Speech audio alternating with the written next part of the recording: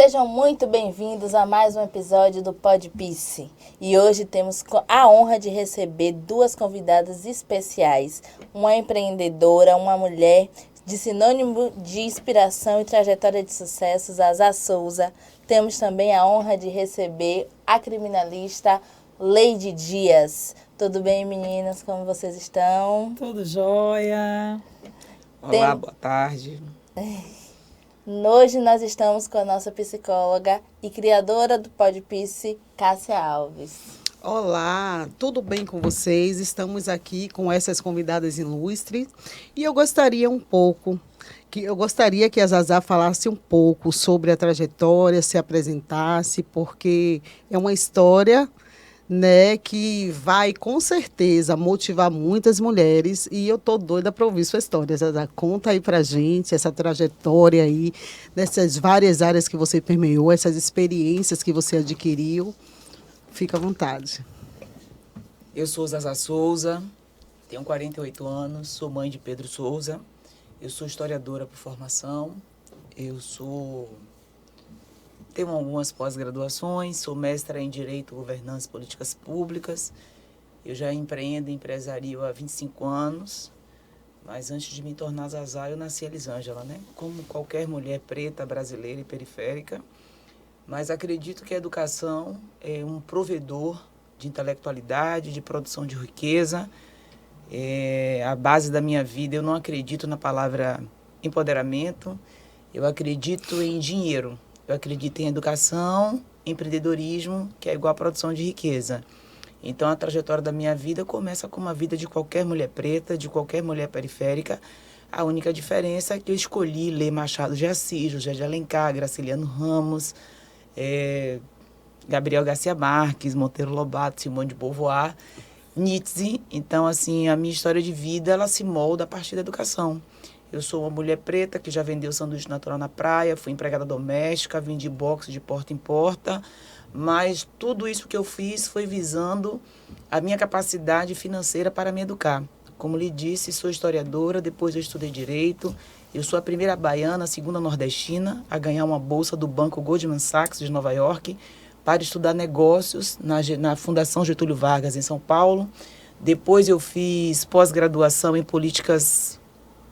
Eu fiz pós-graduação em Gestão Pública Municipal pela UNEB, depois Políticas Públicas Culturais na Universidade Federal, também me especializei em licitações e contratos públicos, terceiro setor, sou mestra em Direito, Governança e Políticas Públicas, já fui secretária de Cultura, superintendente de Ciência e Tecnologia, precisei abandonar meu doutoramento em Desenvolvimento de Cidades por conta da minha necessidade empresarial de tomar conta do meu negócio.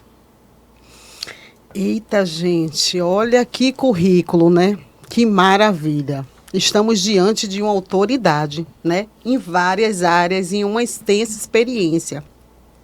Então, Zazá, como você falou, nem sempre foi assim, né? É como você falou, a mulher negra, periférica, com certeza passou aí por questões e eu queria que você trouxesse um pouco dessas suas vivências que, de repente, foi projetado na sua vida para te parar, né, para te paralisar, por um julgamento pela cor da pele, de repente por morar em comunidade, né, na periferia.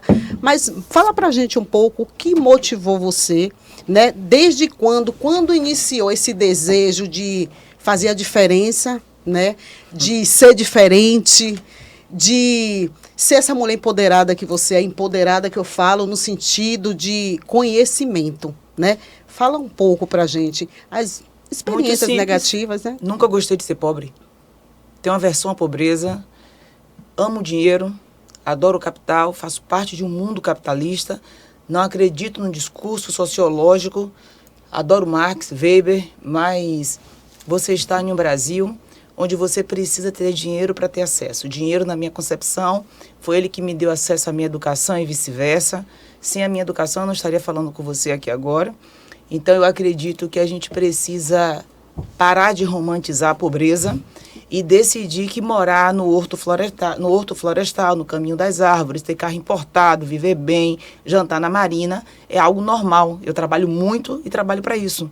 Então, assim, o que me motiva todos os dias, além de não gostar de ser pobre, eu sou uma mulher preta.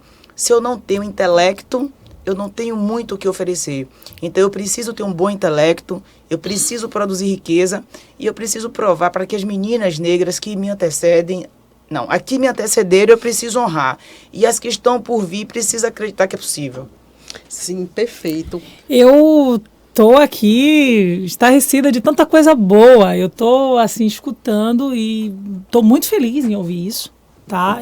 Inclusive eu tenho uma afilhada negra que ela não acredita nessas possibilidades. Ela realmente mora numa periferia, né? Inclusive minha afilhada Yasmin, um beijo enorme, tá? E é possível sim, através da educação, tá? E você fala.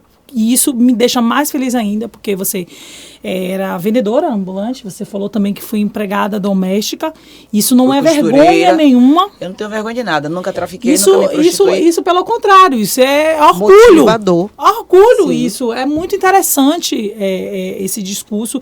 E essa história de vida, entendeu? Trazendo que essas mulheres hoje, que são domésticas, que são vendedoras ambulantes, é possível sim, através da educação, crescer, estar nesses lugares que você acabou de citar, Baía Marina, morar no Horto Florestal e crescer. E eu fico mais feliz ainda em saber que está tendo esse destaque, porque ainda assim na nossa sociedade existe a discriminação. Por mais que a gente diga que não, mas existe sim. Sim. E a gente tem que demonstrar para a sociedade que essas pessoas têm o seu lugar, têm o respeito. E eu fico muito feliz em estar aqui ao lado de uma mulher maravilhosa. Obrigada. Que tem todas essas qualidades. É isso, doutora. E é isso, como a Zazá falou, né? Hoje ela ocupa esses espaços que ela acabou de falar, né? Um bom restaurante, tem um bom carro, mas porque ela buscou o conhecimento, buscou estudo, teve vontade de sair dessa estatística da negra, pobre, periférica, né? Quis escrever uma história. E tudo tem um início. Com certeza não foi fácil, né? Mediante as pedras de tropeço que você deve ter encontrado. Aliás, encontra até hoje, com certeza, né? Porque Absoluta. o ambiente que você vivencia, fala para os nossos ouvintes hoje, aonde você atua, o ramo que você atua, é um ambiente bem masculinizado, não é isso? Hoje eu estou presidente da operadora de plano de saúde, Atitude Saúde. Eu sou a única mulher negra na América Latina a ocupar tal posição. A gente fala de América Latina, 640 milhões de habitantes. Eu sou nordestina, eu sou baiana e eu sou preta. Né? Normalmente eu não gosto de me colocar na fala de ser preta, de ser branco, porque eu acredito que a dificuldade de ser mulher no Brasil por si só, independe de raça, de cor, né? Mas a gente sabe que por todo esse processo que a gente viveu aí de 400 anos de processo de escravização, claro que tudo isso hoje respinga na nossa sociedade, está lá. Na nossa comunidade aqui, a doutora ao meu lado, criminalista, a nossa comunidade carcerária, por que será que nós temos o maior número de pessoas negras? Sim, Né? sim. Onde o Estado faltou, onde o Estado não chega, a presença do crime organizado chega. O crime organizado, na minha opinião, é uma empresa como qualquer outra. Sim, mas é real. Sim, Zazá, é real. E se for feita uma pesquisa a fundo, e está bem colocada a empresa do crime, né? Está bem colocada. Né? E registros, né? Porque a cada dia eles vão... a discriminação só faz aumentar, eles vão né? levando mais jovem, né? Eles vão levando mais jovem. A gente vê os índices aí diariamente aí na televisão que quem realmente sofre é a classe preta. Eu sempre digo que onde não há educação, falta tudo. Né? Quando você vai ver, eu sempre digo assim, quando você quer conhecer a pobreza de uma cidade, por exemplo, você observa qual é o tipo de doenças que tem naquela cidade. O simples ato de lavar as mãos, o simples fato de não ter saneamento básico, mínimo, vacinação, escola, alimentação. As nossas crianças, muitas vezes, elas vão para a escola para que ela garanta ali 3 refeições diárias que ela não vai encontrar em casa. O nosso problema social é muito maior do que ser preta, do que ser mulher, do que ser periférica. A gente vive uma miserabilidade crônica e que, segundo as próprias ODS, né, o Brasil, acho que está na terceira ou na quinta, quando ele diz que não existe a menor possibilidade da gente superar a pobreza, a desigualdade social e a violência de raça. Mas então você foi contra essa estatística, né? Eu acho que não é ser contra. É que, na minha opinião, existe 2 V. Entre ser vítima e vitorioso, eu escolhi ser vitoriosa. Justamente. Então, de acordo com as estatísticas, né? Porque se a estatística diz que não tem como, Mas você eu e veio para outras provar que tem como, sim. Justamente. E o que eu fiquei assim abismada, não é abismada, assim, tô admirada, é o seu empoderamento de você dizer assim, não venha para cá com hipocrisia não, porque dinheiro é isso mesmo, eu gosto de dinheiro, vou correr atrás e através dele que realmente eu vou ter o que eu tenho que ter. E através dos estudos você conseguiu ter esse objetivo. E que saiu desse círculo que hoje a gente sabe que está gigante, que são aí as periferias, pessoas pobres, né, que passam dificuldade, como você acabou de dizer, que vai para as escolas para poder ter 3 refeições. Um dia eu fui essa criança. Aí, tá vendo? Então, e assim, Zazá, como estávamos conversando ontem, né, referente quando você teve essa fala tão bem que você não concorda com essa palavra empoderamento, que o empoderamento é você ter dinheiro no bolso, eu concordo plenamente com você. Porque você também trouxe a fala que não adianta você ter empoderamento e só usar essa palavra. E, na verdade, nem entender e nem saber o significado dela. Empoderamento para mim, doutora, é quanto eu tenho no bolso, porque no momento em que o meu agressor, se eu for acometida de uma agressão, eu vou poder entrar no hotel, vou me hospedar, vou poder botar meu filho dentro ao tempo que eu chamo a polícia, ao tempo que eu me resguardo, porque eu nunca ouvi dizer que medida protetiva protege mulher. Então, justamente. E assim, Zazá, todos esses lugares que no início você permeou, em algum momento você se deparou com alguma fala tentando te diminuir, porque eu percebo hoje que você é uma pessoa que você se põe a ter a sua fala, é uma fala que você, sabe, você passa segurança. Então, assim, eu acredito que isso já era seu, antes de você ser a Zazá, quando você era a Elisângela lá atrás, né? Isso já era seu. E com certeza você incomodava por você saber onde você queria chegar. Em algum momento, algumas pessoas já tentaram ficar esse seu lugar, esse aí. Não vem muito, não. Tipo assim, te limitar? Todos os dias, inclusive as pessoas dizem que eu não devo ser dona de uma operadora, que ela vai quebrar, que isso, que aquilo. Mas assim, eu sempre, de forma muito educada, aprendi que até para discutir você precisa de arcabouço literário. Eu não discuto com ignorantes. Racismo, o nome já diz preconceito. Se você já vem preconcebida de uma ideia, não adianta eu fazer um discurso bíblico, não adianta eu fazer um discurso marxista, não vai adiantar nada que não vai modular o seu pensamento. Então, pessoas ignorantes, para que eu vou gastar o meu tempo com elas? Não faço isso comigo mais. Perfeito. E outra pergunta, Zazá, em algum momento você já ouviu que você é arrogante, que você é boçal? Já ouviu? Já ouviu muito essa fala? Não. As pessoas acham que eu sou até gente boa. Dizem que eu sou rígida, que eu cobro assim no ambiente de trabalho, eu sempre cobro perfeição, né? Até porque a nós não é dado o direito de errar, a nós não é dado o direito de ter segunda chance. Eu nunca vou ter segunda chance na minha vida. Então, todas as minhas chances, eu preciso executar toda e qualquer tarefa com excelência. Então, as pessoas, e se elas acharam, ainda não expressaram. E se elas expressarem, eu as convido a comigo para que a gente possa sentar, para que a gente possa estudar. Eu não sou uma mulher que compete com mulher. Minha competição é com o mercado, com o CNPJ, com quanto eu vou faturar, com quanto eu vou ganhar, qual a escola que meu filho vai ter, quais são os meus progressos, quais são as minhas conquistas sociais, econômicas, intelectuais, religiosas. Eu sou uma mulher candomblessista e isso é um problema gravíssimo na minha sociedade, porque as pessoas, o fundamentalismo religioso não aceita que nós sejamos candomblecistas e, na verdade, as pessoas não sabem nem o que significa, mas ela vem pré-concebida de um preconceito que a mim não interessa. Inclusive, nosso Brasil é laico, né? E deveria, teoricamente. Mas deveria existir esse respeito, né? Aí no grupo de manhã, a pessoa manda assim, ó, oração do dia. Se eu mandar o hino dos orixás, vai dizer que eu estou agredindo. É verdade. Eu sou obrigada a receber a oração do dia. O respeito nada tem que existir. Contra, é verdade. Até porque eu não sou ignorante. Eu estudei o cristianismo, o islamismo, o budismo. Que mulher culta, estudei, né? O candomblecismo, estudei o espiritismo, adoro. Para justamente ter capacidade de escolher, né? Para que hoje essa discussão que a gente estava antecedendo, esses jovens que utilizam o chat GPT, mas que não sabem sequer como argumentar com a inteligência artificial, porque não tem literatura, não tem capacidade, não leu nenhum livro, não sabe como se posicionar. Então, assim, eu escolhi ser candomblessista justamente pela minha condição intelectual, financeira, para provar para as pessoas que pessoas negras têm intelecto e têm capacidade financeira, né? No meu terreiro de candomblé, por exemplo, o que mais tem é doutor. Com certeza. Agora, não é doutor pela lei do império, é doutor porque fez doutorado. Entendi. Perfeito. Perfeito. E deixa eu te falar uma outra questão. Quando eu te fiz essa pergunta, eu já tinha mais ou menos noção do que você iria falar, por quê?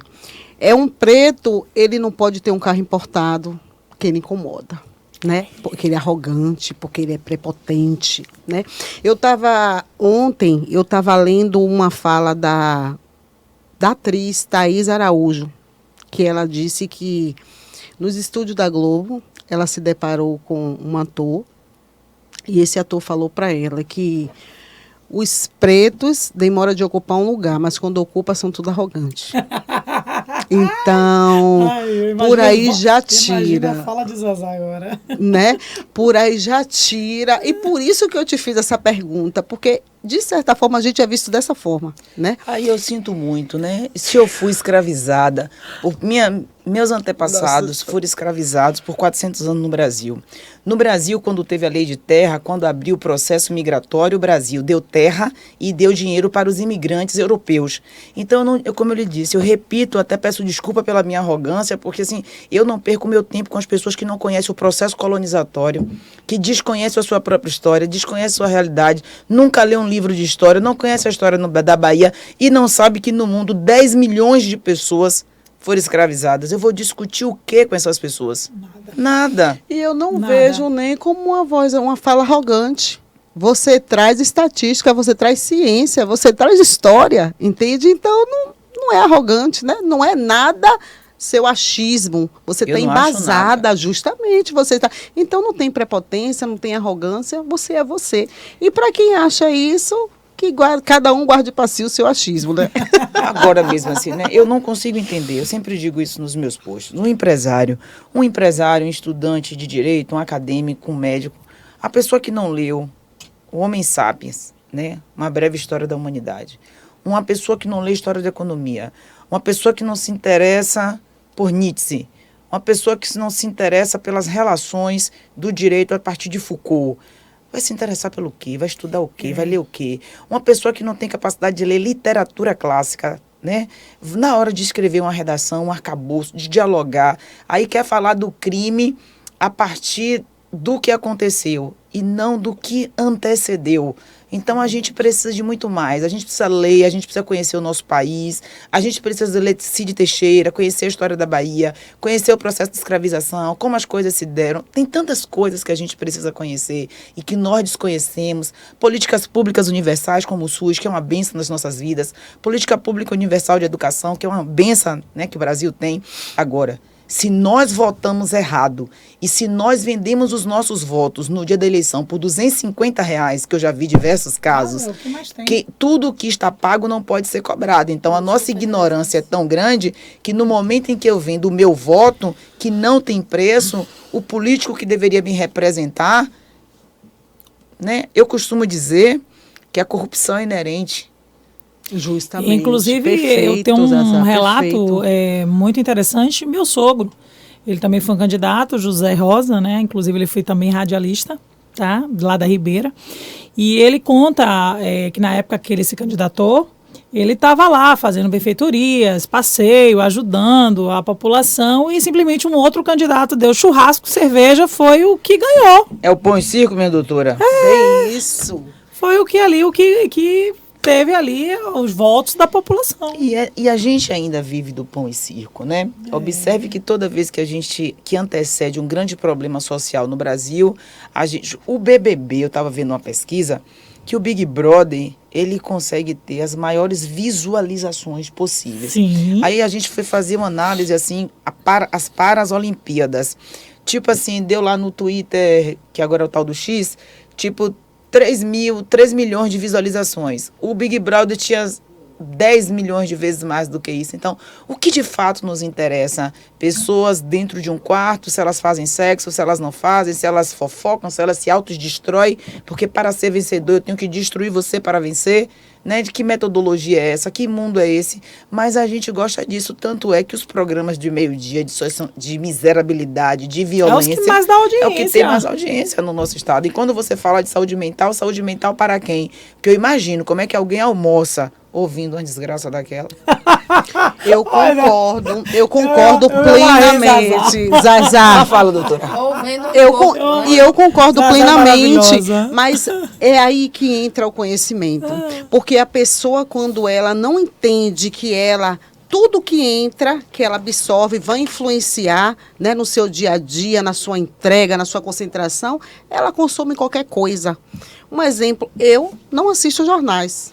Não assisto jornais, porque assim, eu filtro o que eu vou absorver, né? E a grande maioria da população não tem esse conhecimento. E por aí permeia a ignorância, a falta de conhecimento, o autoconhecimento, justamente. E daí vem aquilo, doutora, que a gente estava conversando, referente o que a mulher aceita dos relacionamentos, o que a mulher aceita da vida, porque não existe um autoconhecimento. Ela não se conhece. Ela não entende o processo dela, mental, cognitivo, comportamental, e daí vem vários outros fatores que permeiam. Concordo plenamente, uma pessoa que se envolve, que todo dia se alimenta desse telejornalismo, né, com muita violência, com sensacionalismo, com certeza não vai ter saúde mental. Primeiro, o Brasil está no topo de ansiedade, né, de pessoas adoecidas, lidera o topo. E se as pessoas forem fazer uma reflexão, tudo influencia da sua vivência, o que ela consome, o que ela se alimenta, e é cultural.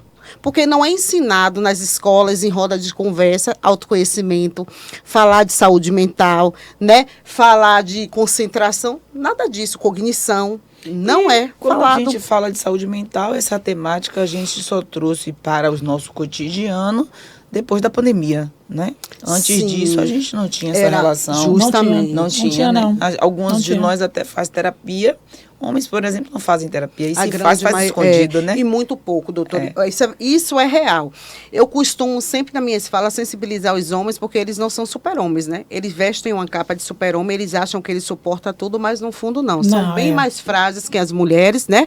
Eles suportam certas coisas à força braçal, mas emocional não. Né? Eles são mais fragilizados. Mas e fáceis também de se irritar, de ter comportamentos acerbados, é os homens. Sim, porque falta essa consciência de que também precisa se buscar, né? Quando não busca, a gente não, como eu falei, a gente não tem o autoconhecimento na escola, a gente não tem nenhuma disciplina, a gente só vai buscar autoconhecimento quando de fato a gente busca ir a um site terapeuta, para a gente poder estar ali diante de uma profissional e essa profissional direcionar, porque personalidade não é falado, comportamento, cognição e por aí vai, não é falado. Os transtornos que hoje estão em alta, né?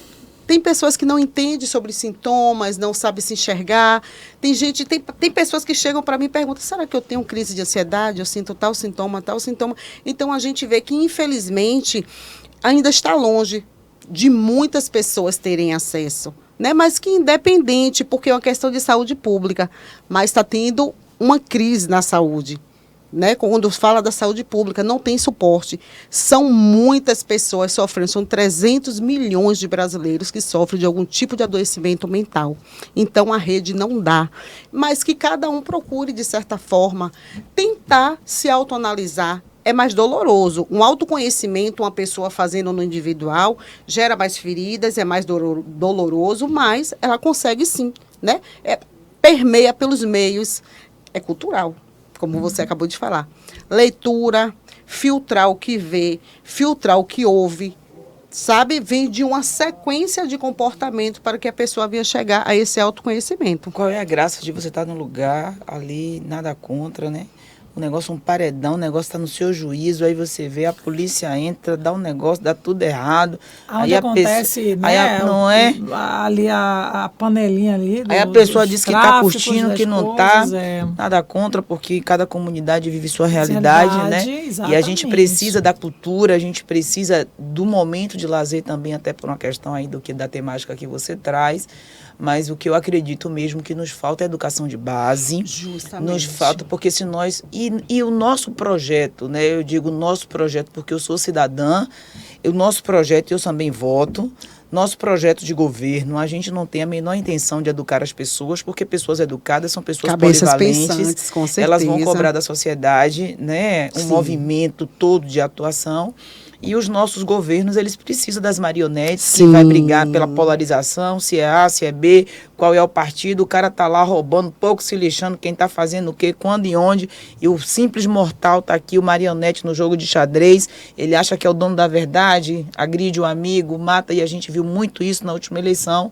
Então a gente precisa entender assim, enquanto nós não trouxermos para nossas vivências, dentro das nossas casas, a palavra educação, eu não acredito em nenhuma evolução social sem que isso aconteça. Concordo plenamente com vocês, Zazá, isso é real. Tudo se inicia de uma educação, né? Se não existisse educação nas nossas vidas, talvez a gente não estaria aqui. E não estou falando de educação formal, eu não estou dizendo que as pessoas devem ir para a universidade. Sim. Primeiro a gente começa com a educação doméstica, onde a gente obedece pai e mãe, né? Pelo menos assim, minha mãe olhava, eu já hoje chorava. A gente está vendo aí, ó, as crianças hoje não obedecem nem mais, nem pai, nem mãe, nem professores. O meu obedece, o meu fala assim, minha Os mãe. professores. O meu me perguntou, Banalizados. meu filho tem 9 anos, disse, ô minha mãe, se é pai e mãe que educa o filho, por que o filho é mais educado? Eu digo, porque eu não sou a mãe do filho. Se fosse, era educado igual você.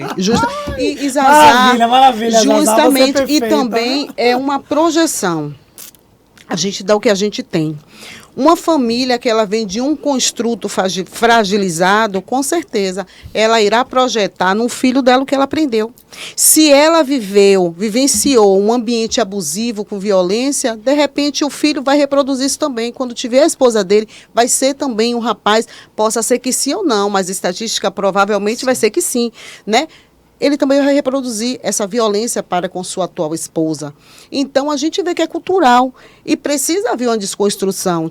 Tipo, não é porque eu vivi que eu preciso reproduzir aquilo. E aí que entra a educação. Agora eu entro para a educação do ambiente acadêmico, né? Esses espaços que a gente precisa permear Com mais certeza. e ocupar. Porque, assim, quando a gente vem de uma cultura a qual segrega, né? A gente fica em uma bolha. E, como você falou, paredão, violência, bebedeira, nada contra. Mas, assim, as pessoas precisam entender que nada é inocente. Existe uma mídia televisionada que é um monopólio, que passa informações, que por trás existe vários outros ganhos. Então, as pessoas têm que ter já essa malícia, essa mentalidade de saber entender até onde eu posso acreditar nessa informação que eu estou ouvindo. Será que não existe alguma manipulação por trás? Será que, de fato, eu preciso, nada contra, estar dependendo dos benefícios que o governo me passa? Ou será que eu posso ir além?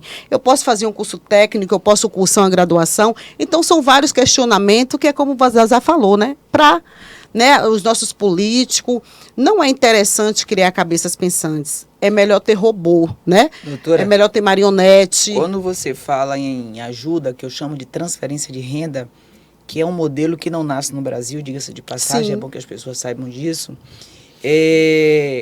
4.800.000 pessoas na Bahia hoje vivem da transferência de renda Bolsa Família. Sim. 4.160.000 pessoas têm carteira assinada.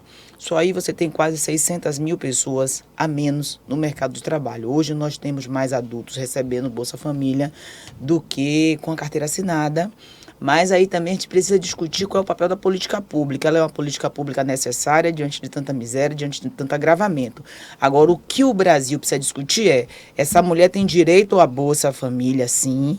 Quando ela for inserida no mercado de trabalho, a gente vai verificando ali gradativamente até quanto ela pode receber e quando ela deixará de receber, né? Porque no momento em que você, tipo assim, quem estudava fazia agora que acabou com isso, mas antes que você recebesse bolsa de mestrado, você não podia trabalhar, né? Impossibilita você de produzir riqueza, um sistema escroto que não ajuda você a crescer. E quando você encontra o caminho do crescimento, ele vai lá cortando os seus espaços. Então, os nossos problemas sociais, políticos e financeiros, eles são muito maiores do que... Olha o que a gente está vivendo agora. Trump resolve, um país que se diz democrático, resolveu pisar na nossa democracia, achando que tem que fazer A ou B, não tem que fazer nada. Nós somos povo, Nós somos país, nós somos território, nós temos constituição própria, governo próprio, moeda própria. A gente se relaciona com o mundo. Mas quantos de nós têm esse entendimento? Quando a gente vai para as redes sociais, tudo que a gente vê é uma manada de pessoas ignorantes que não tem noção, por exemplo, que o criatura que está lá nos Estados Unidos, com o cargo de deputado, é pago com o dinheiro dos nossos impostos e que é ilegal, já deveria ter sido exonerado. Qualquer trabalhador que tivesse faltado no seu processo laboral já tinha perdido o emprego. Mas a Corja junta se protege. Isso é quem verdade. protege quem precisa. Isso é Então, a verdade. transferência de renda é extremamente necessário para que a gente tire milhares de mulheres da miséria, da violência e da manutenção da pobreza. Sim, eu sou super a favor, mas eu entendo também que pode existir, né? E ajuda muitas pessoas, os ribeirinhos, né? Os agropecuários, mas que as pessoas não paralisem a sua vida por conta Não se de limite, né, Ô, doutora, Justamente. eu Justamente. começaria Não se limite a cortando. Acho que se o Brasil se respeitasse, a gente cortaria os benefícios dos políticos. Porque o político pode ter o maior plano de saúde mais caro. É verdade. Porque o político corta os benefícios dos políticos, por Perfeito. exemplo, porque filhas de ex-militares continuam recebendo pensão, são desaforo, e as outras mulheres não precisaram fazer nada. O pai é militar, continua recebendo. Perfeito. Cadê a noção de política pública nesse país? Cadê o respeito? Vem falar de igualdade. A Constituição diz, a doutora aí que me ajude a corrigir, que a gente deve tratar os desiguais de forma desigual. Se eu sou, né, por questão de gênero, raça, por questões de violência, se eu sou tratada de forma desigual, o Brasil tem obrigação de me dar políticas públicas de equidade. É Nem estou verdade. falando de igualdade, estou Isso é falando de verdade. equidade, de acesso. Você falou tudo agora na Mas Constituição. percebemos também que existe uma grande maquiagem, né? Existe uma grande maquiagem em todos os âmbitos, em todas as esferas.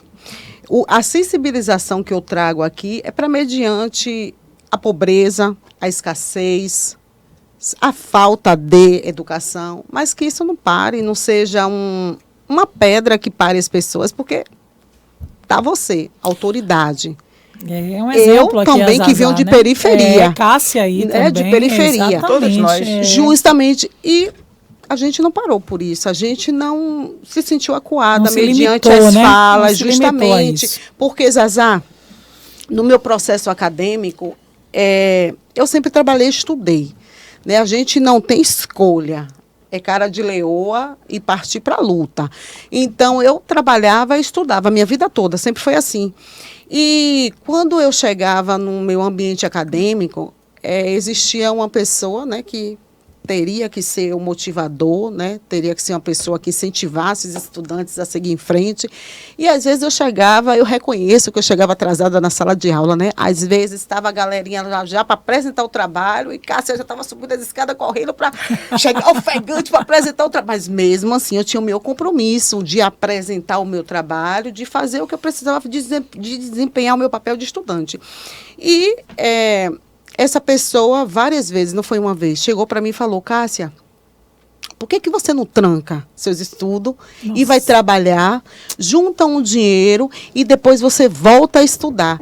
Porque você só chega atrasado na sala de aula. Eu falei: realmente, eu chego atrasado, mas você já está onde você quer e eu ainda preciso chegar. Então, nada vai me parar, mesmo chegando atrasada. É assim que eu vou até o fim e estou aqui. Exemplo. Entende? Então, a gente sempre vai encontrar pedras de tropeço no nosso caminho, palavras que digam assim, ó, chega para lá, que aqui não é seu lugar, né? Seja lá pelo racial, seja lá pelo cultural, seja lá pelo que for.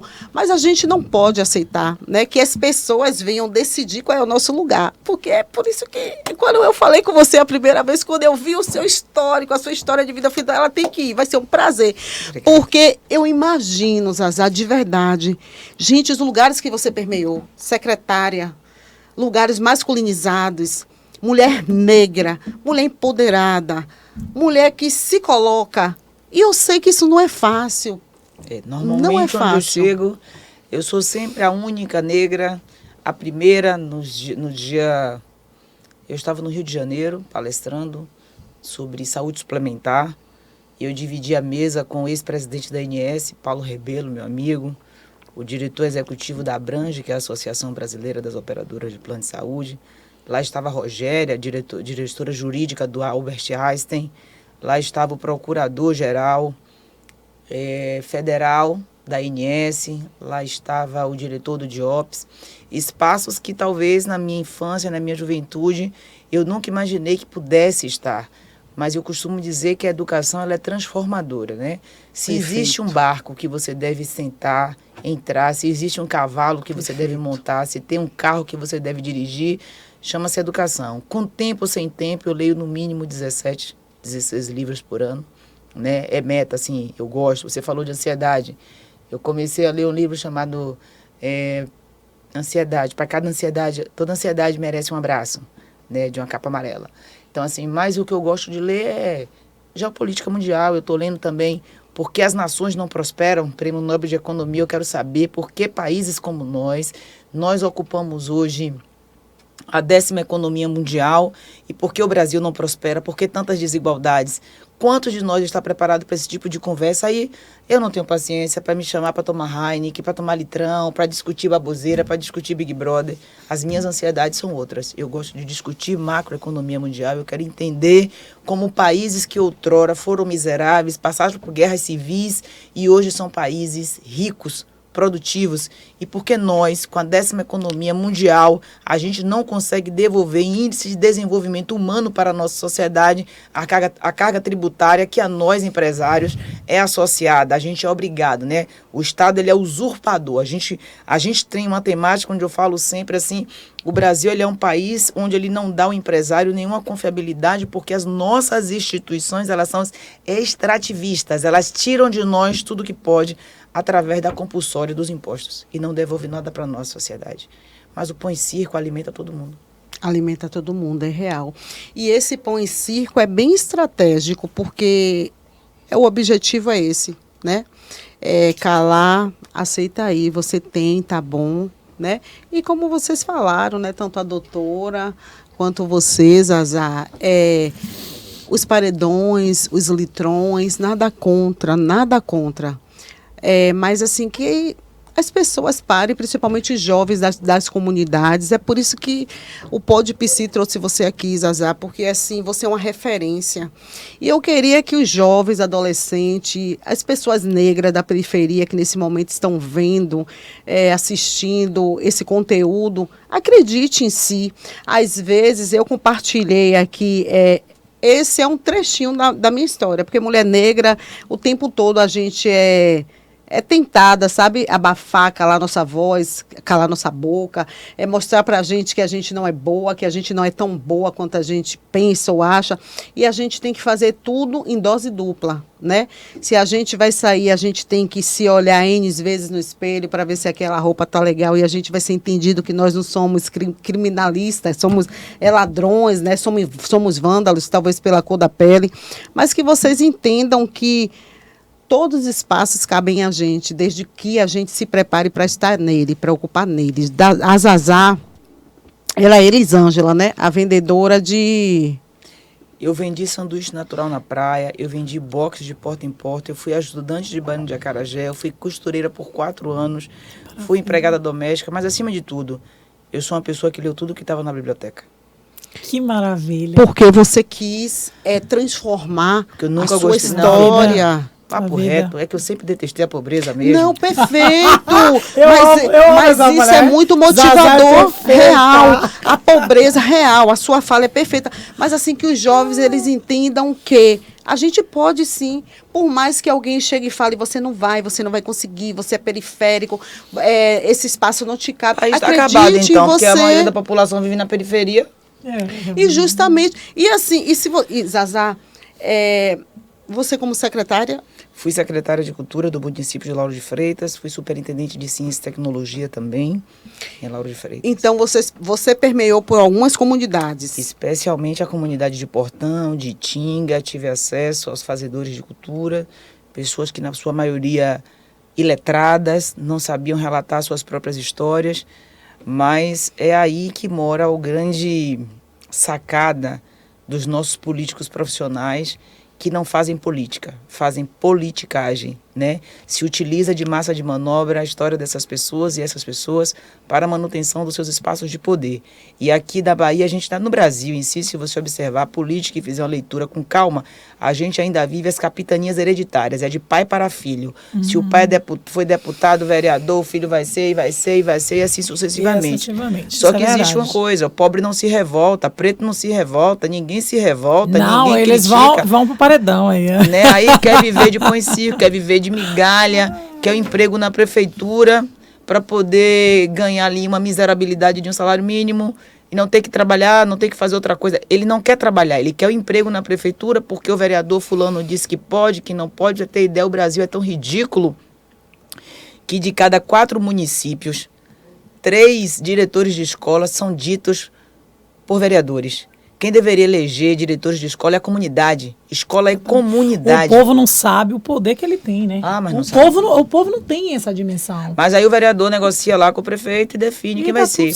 E tá tudo certo. Então, assim, é uma classe. E assim, por que existe tanta perseguição contra os professores? Porque todos nós, para estarmos aqui, tivemos que ter um professor em nossas vidas. Perfeito. Né? Mas a gente não respeita, a gente não luta por eles. Outro dia eu vi um caso de violência.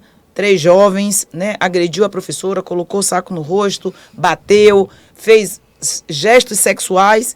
E o que foi que a escola mandou? Disse que era jovem, pediu desculpa. Exatamente. E quando o trauma dela, a professora, o trauma dela, essa né? situação que a gente vê no cotidiano. E isso é para enfraquecer, e a gente não entende que isso é uma manobra política. Tudo aquilo, olha, se eu luto para enfraquecer o SUS, é uma manobra política.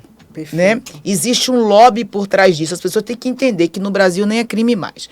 Existe um lobby para enfraquecer a educação. Porque no passado, se estudava na escola pública, você era o melhor. Você passava nos vestibulares, ia para as universidades.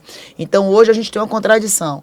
Pessoas que têm a tal classe média e os pseudos ricos do Brasil estão ocupando os lugares. Vai para as universidades públicas. Justamente. E as pessoas pobres que deveriam estar nesses lugares precisam estar na instituição privada, como eu fui um dia, usar o FIES, precisar do FIES, depois de formar e lá e quitar o FIES para que outro tenha acesso. Então, a discussão sobre de valores, né? Sobre as políticas e a manobra, enquanto nós não pararmos para levar a educação para essas pessoas através desse podcast, através da fala da professora, através do seu trabalho, através das palestras, se a gente não se unir para educar as massas, não pense você que o poder público tem esse interesse. Com certeza não tem. Mais uma vez eu falo que são as marionetes, né? O prazer deles é ter a marionete para eles conduzirem e no final ele dá o pão e o circo. Não é prazer, a gente tem que começar a colocar as palavras certas, é o negócio. O negócio. Isso é perfeito. Um negócio. Negócio. Então, se eu tenho as pessoas ignorantes, eu tenho um bom negócio, porque eu tenho uma capacidade de manobrar, porque eu fui estudar, fui para os Estados Unidos, né? Fui para Harvard, fui para o MIT, fui para Oxford, aprendi a manipular o sistema, manipulo essas pessoas e mantenho o meu espaço de poder de eterno, e quando eu for, a capitania hereditária eu deixo para o meu filho. Exatamente. Perfeito. Perfeito, então, jovens, né? Fica aí a dica. Busquem, acreditem em vocês. Não se limitem, às vezes, por uma fala de uma pessoa que talvez não está nem aí para você. O sonho é seu, né? É como uma vez me falaram. Para de estudar, trabalha, depois você volta. Só que o sonho era meu. Então, quem tinha que lutar e defendê-lo era eu.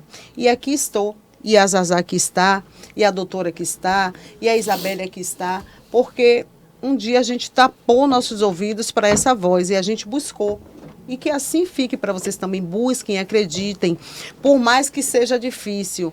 Não acredite que a dificuldade só para se você permitir. Porque dificuldade tivemos muitas, Zazá. Todas, assim, ó, eu me lembro, assim, hoje uma pessoa me perguntou assim, Zazá, qual é o seu hobby? Ser cheirosa. Adoro perfume. Meu hobby é ser cheirosa. Já trabalho demais.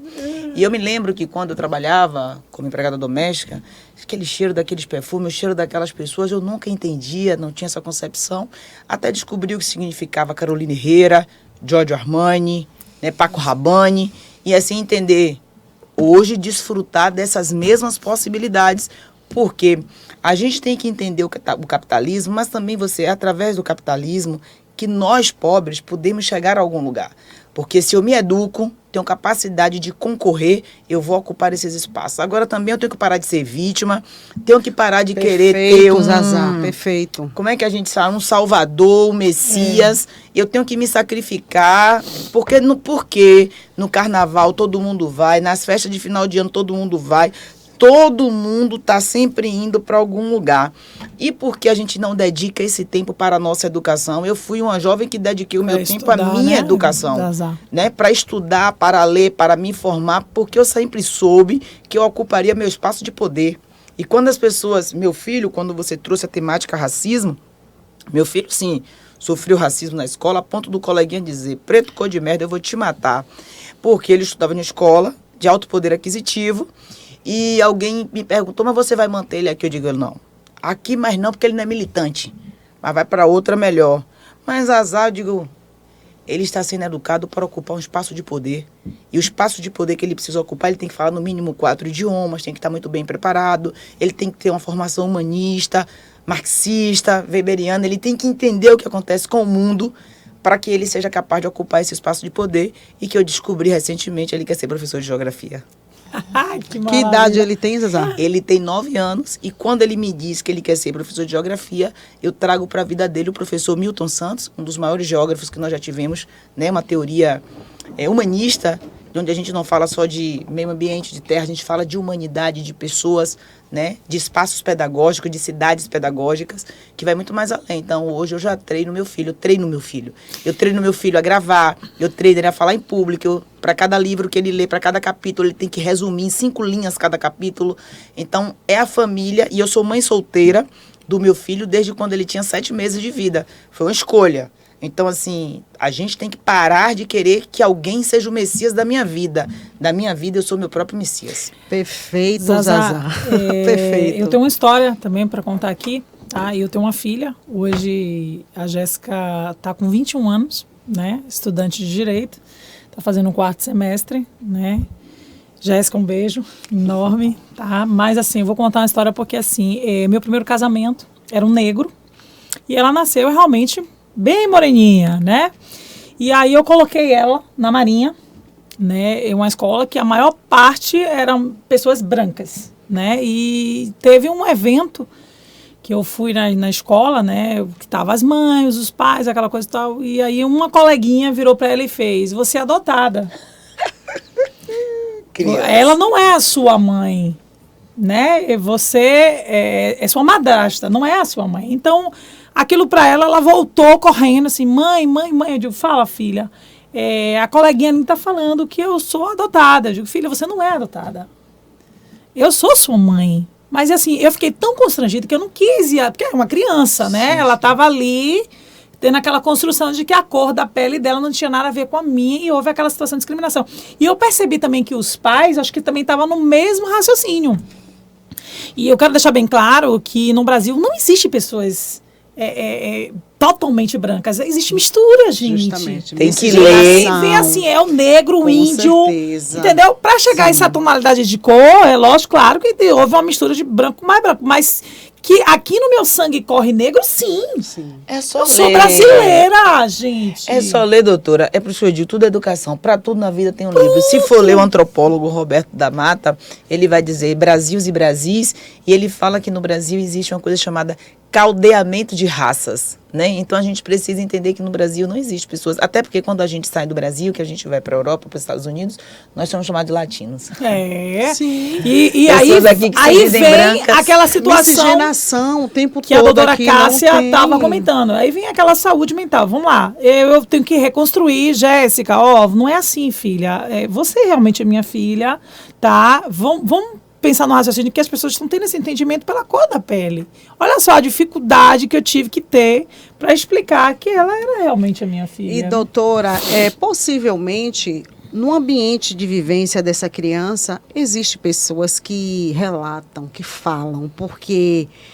olha o que a Zazá acabou de falar, né? Eu treino meu filho para ser poliglota, eu treino meu filho para falar em público, então... vem de casa. Sim, Né? Vem sim. de casa. E essa criança, com certeza, consequentemente, né, tem aquela visão de que preto tem filho preto. O branco, ele não pode ter um filho negro, eu vi, né? isso aí que você fala é muito massa. Eu vi uma charge na internet, Esse negócio massa. assim, bem... Um adulto e a língua do adulto saía da boca e entrava na boca da criança. Então, aquilo que a criança reproduzia na ponta era o que saía da boca do adulto. Mas né? é perfeito, gente. Olha, Zazá, hoje você, por muita luta, né, muito empenho, abriu mão de várias coisas, né, de curtição, de viagem. Enquanto você estava se debruçando no livro, seus colegas chegavam lá e diziam, vamos viajar, vamos curtir, vamos para uma festa. E você dizia, não, vou estudar, porque eu estou plantando o meu futuro. E hoje você está colhendo e continua plantando, porque é um plantio eterno. A gente nunca para de aprender, né? É uma via de mão dupla. Sim. E hoje você tem um filho de 9 anos que você passa para ele o que você tem, né? Então, quando eu falo com essa referência, essas pessoas periféricas, negras, que acreditam, que se vitimizam, que tem que achar um culpado para, de repente, a sua frustração, né? Para projetar a sua frustração. Essas pessoas têm que entender que elas foram vítimas de um sistema que os pais deles foram vítimas também, projetaram para eles, e se eles não rompessem elo, não rompessem esse ciclo, eles vão projetar para os filhos dele também. E aí entra a Zazá, que hoje tem um filho que é poliglota, ou que está estudando para ser poliglota, né? Que você já passa para ele a segurança de falar em público, porque, como você falou, você está preparando um empresário, você está preparando... Eu digo a ele assim, né? ó, eu estou lhe preparando para ser um líder do futuro. Um líder do futuro, perfeito. Que visão, que consciência. Meu filho já leu este ano 34 livros. Que Mas, maravilha. Zazá, é o que sai da sua língua e passa para a língua dele. E ontem a gente estava discutindo, eu comprei uma coleção para ele, ganhou um livro, Diário de um Banana. Aí eu fui na Amazon e comprei a coleção toda. Aí eu me retei ontem, fui lá e troquei, e 11 exemplares está vindo em inglês. Eu digo, bora, lê inglês aí, meu irmão, parece que eu estou pagando. né? Mas você entende, Zazá, quando eu falo dos ciclos que precisa ser rompido. A gente rompeu o nosso ciclo. Sim. E a própria é bíblico, né? E para pessoas, assim, eu adoro citar a Bíblia. A Bíblia diz que a gente precisa encerrar as maldições hereditárias. Então a gente tem que ter a compreensão de que em algum momento da vida a gente tem que parar de ser vítima e se colocar num lugar de sujeito. A professora Denise, da Universidade de Coimbra, de Educação em Coimbra, ela traz uma temática muito interessante quando ela fala que está na hora da gente mudar o nosso mindset. Está na hora da gente entender que nós fomos, não estamos. Então a gente precisa entender que nós somos sujeitos de direitos. E se a gente não fizer a virada de chave desse mindset, a gente sempre vai ser vítima, vítima, vítima. E eu particularmente não gosto de vítima, não gosto de pouco chorando no meu juízo. Eu acho que a gente precisa produzir, a gente precisa estudar, saber se posicionar, saber falar, saber se colocar, se respeitar. Às vezes eu percebo até a forma da abordagem para comigo, a forma como eu me comporto vai demandar a forma como você vai me abordar. Sim. Exatamente. Você falou de um assunto que, inclusive, acabou vendo um feedback aqui. Zazá, o que você acha desses meninos agora, os mais novos, né? Cabelo louro, o negro, que eu estou me referindo ao negro, cabelo vermelho, aquelas andadas de mão para frente, para trás, aquele comportamento que já demonstra, ó, eu sou da periferia, eu sou assim mesmo, né? Eu sou assim mesmo, eu sou aquele bicho solto. E aí, o que você me diz? Se essa pessoa ela já está demonstrando, inclusive até mesmo para os policiais que abordam, muitas vezes assim, você acabou de falar em termos de vítima, né? Muito se faz, eu sou a vítima, tá aqui, tá me prendendo. Mas se eles mesmos estão vindo demonstrando esse tipo de comportamento, o que você me diz?